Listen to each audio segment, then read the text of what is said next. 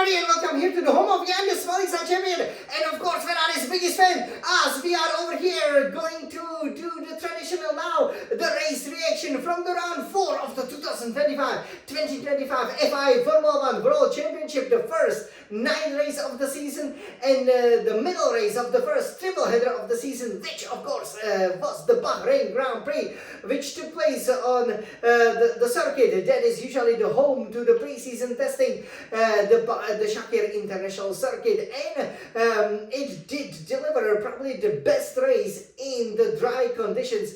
Definitely to date. We also had many varying strategies, and as you can tell, we are not celebrating here with the Formula 1 Grand Prix winner trophy. We are not putting in that medal because, as you do know, yeah, we haven't won the race, but you know, I thought we've gotten mightily close, and it is exclusive race reaction over here. We will tell you everything from the perspective of the Ferrari's biggest fan, you know, about this race, and especially, you know, how we could have won the race, because I thought, you know, for the first time we had the best strategy, you know, out of all of the teams. It was a bit brave, but it is actually the strategy that I use when I'm, you know, doing the racing, as you do know, because we started on a medium tires. That's what I often like to do, going from yellow mediums to then the red softs, or do like medium soft, or medium soft, obviously depending if it's especially when it is a 2-stop or a 3-stop race. And I do believe, you know, with such a high tire degradation and you know, the overtaking being made pretty much easy because you do have 3 DRS zones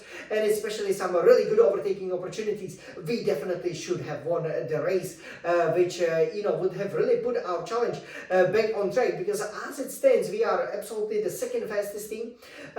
You know, we've qualified on the front row, as you do know, you know, thanks to obviously Charles Leclerc and thanks to some of the shenanigans obviously from the Mercedes team that have broken the rules, right? Because as you do know, you know, the weekend was fine. We had lots of unrepresentative sessions, especially the free practice 1 and free practice 3.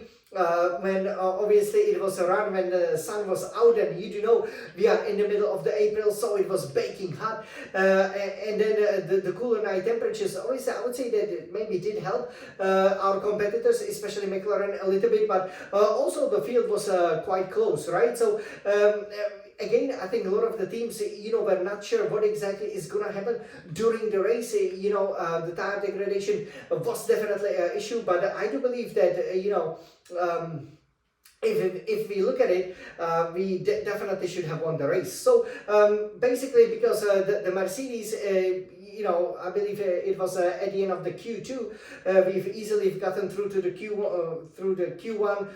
You know, in the Q2, Esteban Ocon had a big crash, you know, exiting obviously the 3rd turn, and Mercedes were so keen to get out, so they got in front of the medical car, so they've gotten a penalty over there, and instead of starting 2nd and 4th, they started 3rd and 5th, which elevated Charles Leclerc next to the pole sitter Oscar Piastri for the first time this season. We had a repeat pole sitter, so Piastri, look at him, you know, he had a torrid race at home in Australia, but now he's really picking up the pace.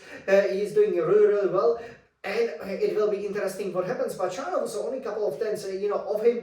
Lewis Hamilton, you know, just like some of the drivers, for example, like most notably, for example, Tsunoda or Duhan, you know, from Verstappen and Gasly respectively, was about half a second down on Charles, so that immediately pushed him down to 9th, and that was a big issue, obviously, because it put him on a back row. But you know, with the right strategy, especially when you can overtake, I do believe, you know, that he easily, he was also within a chance of winning the race, right? So as it were, you know, at the beginning of the race, most of the guys had decided to put on the soft tires, right? And obviously when I'm racing it, you know, I will put on the softs only if I have the pace advantage, right? But also if I can take a really good care of my tires. Normally, you know, I would say the better strategy is to, you know, put on the 1 step higher set. So the medium is always a good choice because it enables you to see, okay, can I do 1 soft strategy, right? You know, then that means, okay, can I, for example, then maybe switch to the hard tires? Let's say the race is like here in Bahrain, right? You know, you have 57 laps, so you know, basically if you can, you know, last it to about lap 25, hey, you know, then why not put on a set of hard tires, right? Again, if the tire degradation is more severe, you can go to lap 20, 22, again, put on another set of mediums and then softs, at the end, or you can even do soft, right? So as a result, you will always be fast. You will only lose time at the beginning, but just like we learned, because we've gotten the safety car, this strategy will enable you to then have the faster tires, especially at the end of the race, when obviously it's always for the position, and any overtake is extremely valuable. So as it were, we did know that we had to survive the first 5 to 10 laps, make sure that we do not lose any positions. Hopefully we can gain some positions, and then the race would pretty much come to us, and so it did. I was really I have to say a bit skeptical about the strategy that Ferrari has picked for both Leclerc and Hamilton, and especially Leclerc did challenge it on a team radio, because what happened was, obviously we started on the mediums. Piastri did well to cover off the inside. Russell had a good start. Surprisingly, Norris from the 6th place, maybe because he was a little bit in front of his starting spot, he has gotten a really good launch, and obviously he's still gotten a 5-second penalty because he was a little bit too forward to where he was supposed to be, but he also overtook us. So Leclerc was running 4th, Hamilton stayed 9th. Hamilton then did a good job overtaking Sainz, obviously the man who raced for us last year, and then the man whose seat he has taken, and he was then 8th. Behind obviously the fighting guys like for example Verstappen and Gasly, who was there also with Antonelli, and again he started catching them after about lap 10. Same thing happened with Leclerc, right? So we basically kept the distance, right? For Leclerc, the great thing was that behind him was Gasly, and obviously driving Alpine, it was easy to keep them behind. Then of course what happened was that all of the front runners, they stopped, some of them early like Norris for example, some of them later like Piastri, and we were leading the race. And actually Hamilton then got elevated to 2nd place, so we were 1-2 when it was about lap 18, and I was like, come on, Forza Ferrari, let's go. You were too, right? Yes. Yeah, and we were hoping, like, okay, this is looking good, right? So let's see what happens. I do believe, that Leclerc, maybe even Hamilton, were pushing for a one-stop strategy, because Piastri wasn't exactly catching us that fast, about 1 second a lap, right? So basically it was just like, okay, if we can keep the tire, again, as I said, up until, let's say, lap, 27 or 25, 27, if Piastri doesn't catch us, we just switch to the hard, and then we will see what happens. The problem is the hard is actually the hardest tire in the Pirelli tire range for this season. And when Verstappen put it on, because he wanted to do something, I guess, similar to us, he did struggle. So a lot of the people did surprisingly struggle with the hard tire. So that was a big disappointment, because that took that possibility of having a successful one-stop out of the window, because you wouldn't simply be fast enough on the hard tires, and it would be maybe sliding around, not providing you with enough traction. So Ferrari called in relatively early both Leclerc and Hamilton, and we went on another set of mediums, and that's where we really came alive, right? We started overtaking, Leclerc put in a great overtake on Norris, and Hamilton just picked up, pretty much he, I think, returned back on track behind Tsunoda, so lost 1 position, but picked him up quickly, then he picked up guys like, for example, Antonelli, that he lost the C2, right? Before you knew it, with a blink of the eye, all of a sudden, he was 5th, right? But he was still about 10 seconds behind, but catching Norris, by about a couple of tenths per lap. And then the safety car came, right? About lap, what was it, 34, 35, and that was because Tsunoda and Sainz, had a contact. There was some carbon fiber flying, and I just couldn't believe it, because it really ruined our race. That's, we were, Leclerc was almost challenging Russell, right? He would probably be able to overtake him, because the fresher medium, sometimes having advantage of about 5 to 6 laps or even 8 laps fresher, the guys had simply no defense. So that was great. I think Leclerc questioned it, but this was a great strategy from Ferrari. So I guess for the first time in a while, they really played right. And normally you would think you needed a different tire compound, but we did not need that. You just need a fresher set of tires. And hey, if Leclerc would have been second, Piastri was just about 5 seconds, 6 seconds, down the road. And you do know that obviously he started on soft, so he would go to mediums relatively early. So he would probably have to go to mediums again, and then Leclerc could have gone to softs, and it could have been a big fight for a victory. And I believe Charles, would have gotten it. With regards to Lewis, maybe he would have been able to charge Norris and Russell for a podium with better qualifying, could have been a 1-2, but the safety car took it away. Everybody stopped, so from Piastri to everybody saw, that you always, want the fresh rubber as soon as you can, and that basically, took our options away. I'm not surprised, unlike maybe a lot of the fans, that we went for the harder compound because it was over 20 laps, and there were some concerns if the soft would have lasted, but maybe we could have tried. But again, you have to have the fresh soft. That's why in qualifying I always recommend save at least one set of the fresh tires, so that you don't use them at all. At least one set of softs, one set of mediums, one set of hards. Mediums and hards you always get, but not the soft. So if you can save them in a race like this can help you. So in the end, the safety car pretty much thwarted our progress. I thought it was really disappointing because the race was looking good, right? At that point there were still over 20 laps, and we were roughly half a second still quicker because again, the fresher tires, even though it's the same compound, play really well, and good driving by both Leclerc and Hamilton. But as it then stood, obviously, after the safety car, there was some great moment of teamwork, right? When Hamilton was able to get Norris, who tried to, overtake Leclerc, but he defended him very well. Norris then overtook Hamilton off the road, but then he had to give a position back. But yeah, they were simply too strong because they could have gone to the mediums, which we could not because we already used them twice. So, on the hard tires, we were maybe hoping for Russell's softs. They did opt for softs that they would simply, run out of the grip, but they didn't. So maybe we should have tried the softs in the hindsight, but yeah, basically it's still a good result. But obviously, yeah, with the safety car, it changed a lot and did play into the hands of the McLaren. Isn't it convenient at the place where basically kind of the national fund of Bahrain is kind of owning the McLaren, right? It's kind of like a helping hand, but that's not what will happen in Saudi Arabia, right?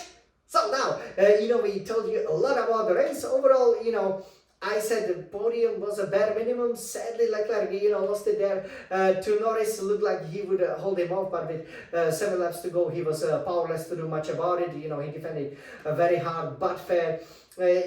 It's a bit bittersweet because, 4th and 5th is a good, decent haul of points. It's, the best race that we had so far this season. But, the fact that we've never been on a podium so far this season in a Grand Prix race, apart from that amazing sprint victory when we lifted the trophy and when we were celebrating, I'm sure you remember, is actually hugely disappointing. And hopefully Saudi Arabia will change that. I do believe we have a great chance to win, and we are learning more, making the car faster, and it will come, I believe. So now let's take a look at how the race finished and what it means for the Drivers' and Constructors' Championship. So over here, let me show it to you. So over here, as you can see, Piastri leading over here. Piastri winning, I should say, from George Russell. Oscar Piastri also set the fastest time, so that was a pretty good result by him. Lando Norris in the end finished 3rd, botched race, lots of mistakes. Then both Ferraris, so Charles Leclerc 4th, Lewis Hamilton 5th. Again, I do believe, 2nd and 3rd, and especially 1st and 2nd, that's definitely what we should have done here. 6th, then Max Verstappen, he struggled during the race. At one point he was 17, but in the end, safety car really did rescue him because he could just go on to the mediums. And from then on, he was able to overtake guys like Pierre Gasly 7, that's first points for Alpine. Impressive result there. Esteban Ocon for Haas, powered by Ferrari, 8th place, 9 Yuki Tsunoda. First time the second Red Bull driver has scored points over here. So, we haven't clawed back that many points to Red Bull, but we still gotten 12 points on them. And 10, obviously, Oliver Behrman, who could be the future Ferrari driver from 20th. Bad qualifying, went to the P10 and to the points. So this is the F1 Drivers' Championship. So at the moment, Lando Norris keeps the lead because he was able to overtake Leclerc. Otherwise, he would lose the lead for the first time this season. He is leading with 77 points. Second is Oscar Piastri on 74 points. 3rd, Max Verstappen, 69 points. Again, a very poor race from him. 4th, George Russell, he picks up the points. He's at 63, and he's kind of the dark horse for the championship. But 5th place, Charles Leclerc, gotten in front of Antonelli on 32 points, and that's very important. And now it will be all about the, chasing, hunting down the leading quadrant. Then 6 is Andrea Kimi Antonelli, 30 points. Lewis Hamilton is now 7 with 25 points, and I do believe after Saudi Arabia he will be in the top 6 and also will start to get closer to the leaders. 8 Alexander Albon, 18 points. 9 Esteban Ocon, 14 points. Good result from him today. 10 Lance Stroll, 10 points. 11 suddenly is Pierre Gasly with 6 points thanks to today's result. 12 Nico Hülkenberg, 6 points. You know, both Gasly and Hülkenberg had that one amazing result, and they are ahead of 13 over Berman, who's got 6 points, but who obviously, you know, was way more consistent than the two relatively much older drivers than him. 14 Yuki Tsunoda, now driving for Red Bull, 5 points. 15 Isaac Hadjar, haven't heard much from him this race, on 4 points. And then you have 16 Carlos Sainz on that one solitary point. And surprisingly, still without the point, Fernando Alonso, what is happening with him? 0 points. 18 Liam Lawson, we know why, 0 points. 19 Jack Doohan, that's dangerous for him, 0 points. And 20 Gabriel Bortoleto, rather disappointing as the reigning F2 champion, still yet to get off the mark. Okay, so this would be obviously the Drivers' Championship. In terms of the Constructors' Championship, the Teams' Championship, McLaren, you know, having a pretty good beginning with 151 points. Second is Mercedes, 93 points. Obviously quite a far off, but third, Red Bull Racing, 71 points. And look, we are fourth, 57 points. Without the disqualification with China, we would have been breathing on the neck of the Mercedes. Now we are breathing on the necks of the Red Bulls, and I do believe after Saudi Arabia we gotta go to third. Then maybe hopefully after Miami, which will also be a sprint race, we can be second, and then the final 3/4 of the season it will be again between us and McLaren, the most famous rivalry in Formula 1. Then the 5th place belongs now to Haas, 20 points, because they've gotten some really good results in the past couple of races. 6 Williams, 19 points. 7 Aston Martin, 10 points, all courtesy of Lance Stroll. 8 Racing Bull, 7 points. Then 9 is now Alpine with 6 points. Kick Sauber fell back to 10th place with 6 points. So you can see lots of, you know, every team has gotten the points, and quite a lot of them. To be honest, if you compare it to, for example, last year, so the Teams Championship, also the Drivers' Championship is nicely poised, and I'm sure it's only gonna get better as the season will progress. So I hope you enjoy seeing it over here on this beautiful Scuderia Red Retina Ferrari iMac. It was my pleasure to tell you everything about the race. You know, I greatly enjoyed it, definitely in terms of the racing. It was really pulsating, you know, you stayed glued, you know, to the TV screen, and just what a pity that the safety car kind of ruined it for us, because we should have been celebrating. But, you know, that also means that that victory is closer than ever, isn't it? So now, let's go from the island of Bahrain to the big island of Saudi Arabia, so to speak, or maybe more like a peninsula, and get our first Grand Prix victory of the season. We've already won the sprint. Now we've got the speed, the strategy, the championship winning drivers. Let's go, Forza Ferrari. Let's get the victory. Great job, and let's chase these Formula 1 drivers